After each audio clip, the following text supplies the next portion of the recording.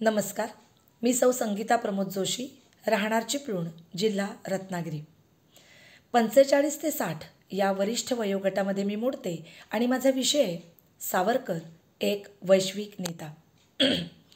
स्वातंत्र्यवीर विनायक दामोदर सावरकर मातृभूमीला परदास्यातून मुक्त करण्यासाठी अपार कष्ट भोगणारे देशभक्त, प्रखर राष्ट्रवादी, विचारवंत, विवेकशील बुद्धिवादी, निरलस समाजसुधारक, लोकोत्तर नेते, साहित्याच्या सर्व प्रांतात लीलया संचार करणारे साहित्यिक, इतिहास घडवणारे इतिहासकार, भाषाशास्त्रज्ञ, अनुपम वक्ता.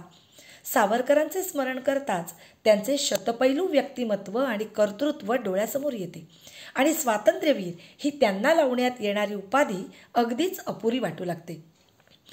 स्वातंत्र्यवीर सावरकर म्हटलं की हिंदूंचं रक्षण करणारी, हिंदू समाजाच्या सुधारणेसाठी मनापासून झटणारी, हिंदूंचे संघटन करण्याचे कार्य तळमळीने करणारी जाज्वल्य देशभक्तीची करारी मूर्ती डोळ्यासमोर उभी राहते. आ सिंधू सिंधू पर्यंता यस्य भारत भूमिका पितृभू पुण्यभूश्चैव सर्वे हिंदू रीती स्मृतः. केवळ हिंदुस्थानात जन्म झाला म्हणून नव्हे, तर या भरतभूमीला आपली पितृभूमी आणि पवित्र पुण्यभूमी जो मानतो तोच खरा हिंदू, अशी हिंदूंची व्याख्या सावरकरांनी केली. संघटन कौशल्य हा सावरकरांच्या व्यक्तिमत्वाचा स्थायी भाव होता. त्यांनी हिंदूंचं संघटन करून त्यांना योग्य मार्गदर्शन केलं. सनातनांचा बालेकिल्ला समजला जाणाऱ्या रत्नागिरी जिल्ह्यात अत्यंत प्रतिकूल परिस्थितीत त्यांनी केलेलं हिंदू समाज संघटन आणि सुधारणा कार्य त्यांच्या राजकीय विरोधकांनाही विस्मयचकित करणारं ठरलं. अंदमानच्या कारागृहात त्यांनी मुसलमानांविरुद्ध आंदोलन केलं. हिंदूंना बाटविणाऱ्या मुसलमानांवर खटला भरला. प्रत्येकाचं मतपरिवर्तन करून बाटलेले एकूण एक हिंदू त्यांनी स्वधर्मात आणले. हिंदू कैद्यांची एकजूट केल्यामुळे धर्मांतर थांबलं. कैद्यांमध्ये देशप्रेम, हिंदू धर्माचा अभिमान आणि राष्ट्रीयत्वाची भावना निर्माण केली. वन्नी तो चेतवावा रे या समर्थांच्या उक्तीप्रमाणे त्यांनी हिंदुत्वाचा वन्नी चेतविला. जे जे उत्तम उदात्त उन्नत महन मधुर ते. खरोखरच स्वातंत्र्यवीर विनायक दामोदर सावरकर यांचं जीवन म्हणजे भारताच्या आधुनिक इतिहासामधील एक चमत्कारच. या महापुरुषाच्या व्यक्तिमत्वाला इंद्रधनुष्यासारखे अनेक रंग होते, सारेच तेजस्वी आणि मोहक. वीर सावरकर हे नाव ऐकलं की लोकांना प्रथम आठवते ती त्रिखंडात गाजलेली त्यांची समुद्रातली उडी. सावरकर पोहत किनाऱ्यावर पोहोचले, पण त्याचवेळी बोटीवरचे पहारेकरी तिथे येऊन थडकले. त्यांनी सावरकरांना ताब्यात घेऊन हातापायात बेड्या ठोकल्या आणि हिंदुस्थानात आणलं. पण सावरकरांच्या या धाडसाची बातमी सगळीकडे पसरली. तेव्हा भारतमाता या वीरपुत्राला पाहण्यासाठी उत्सुक झाली होती. तुझसाठी मरण ते जनन, तुझ वीण जनन ते मरण, तुझ सकल चराचर शरण चराचर शरण. जे अशक्य असेल ते दिव्य करण्याकरता पुढे सरसावणारे जे महापुरुष ईशकृपेने उत्पन्न होतात, त्यात सावरकर मुकुटमणी होते. ते सूर्य होते, आम्ही त्यांचे उपग्रह होतो.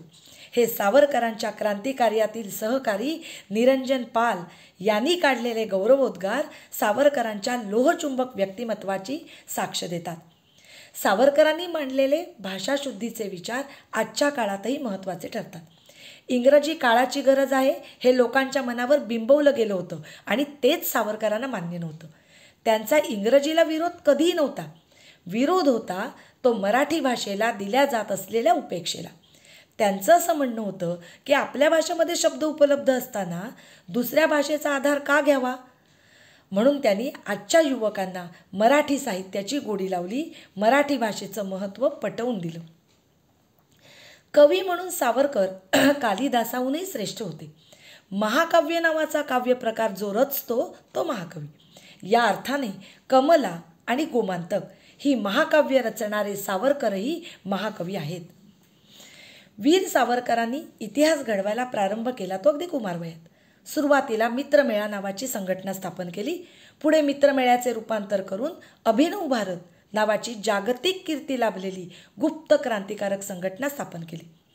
जगभर पसरलेल्या या क्रांती चळवळीचे सूत्रचालक होते सावरकरच. क्रांतीचा इतिहास घडवणारा आदर्श क्रांतीवीर म्हणून त्यांना गौरवण्यात आलं. भारतामध्ये जॅक्सन वधाचा खटला चालू होता तेव्हा कटाचे मूळ प्रेरणास्थान सावरकरच आहेत असं गृहीत धरून सावरकरांना जन्मठेपेची शिक्षा देऊन अंदमानला पाठवलं. सावरकरांनी अंदमानला झालेल्या काळ्या पाण्याच्या शिक्षेचाही सदुपयोग करून बंदी जीवन सुधारण्याचा इतिहास घडवला. मराठी काव्याचा इतिहास तर सावरकरांना विसरूच शकत नाही. अंदमानातल्या कारागृहाची ती धन्य झालेली कोठडी आजही जिज्ञासू प्रवासांना सांगत असते, अरे याच ठिकाणी सावरकरांनी भिंतीवर काट्याने कोरून कोरून महाकाव्याच्या 6000 पंक्ती रचल्या. अंदमानातून सुटून रत्नागिरीला आल्यावर सावरकरांनी पतितांच्या शुद्धीकरणाचा इतिहास रचला.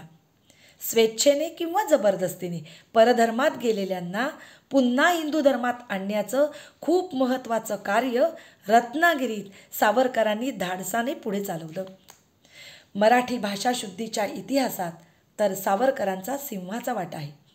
काही थोर साहित्यिकांनी भाषाशुद्धीचा प्रयत्न केला होता, पण सावरकरांच्या प्रभावी, अविरत आणि तळमळीच्या सक्रिय प्रचारानं मराठीमधून शेकडो परकीय शब्दांचं उच्चाटन होऊ शकलं. भारतीय राष्ट्रध्वज विकासाच्या इतिहासात सावरकरांच्या कर्तृत्वाची साक्ष पाहायला मिळते. स्वतंत्र भारताच्या राष्ट्रध्वजावर घटना समितीत चरख्याऐवजी सारनाथ स्तंभावरील धर्मचक्र स्वीकारलं गेलं ते प्रामुख्याने सावरकरांच्या सूचनेवरूनच. देशाच्या अखंडत्वासाठी सावरकरांनी एक हाती मोठा प्रयत्न केला आणि इतिहास घडवला. जनजागृतीचं महान कार्य केलं आहे अशा अगदी मोजक्याच महापुरुषांमध्ये सावरकरांची गणना होते.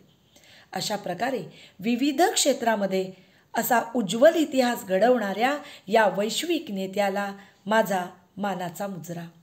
धन्यवाद.